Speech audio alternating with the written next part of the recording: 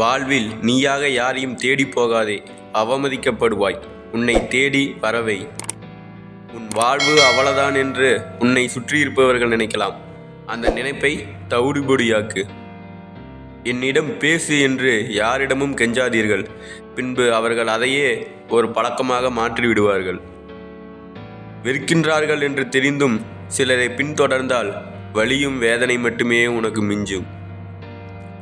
உங்களின் மௌனம் யாரை பாதிக்கவில்லையோ அவர்கள் உங்களிடம் பொய்யாகத்தான் பழகி கொண்டிருக்கிறார்கள் என்று அர்த்தம். ஒருவர் உங்களுக்காக நேரம் ஒதுக்கி பேசுவதிலேயே தெரிந்து கொள்ளலாம் அவர்களுக்கு நீங்கள் எவ்வளவு முக்கியம் என்று.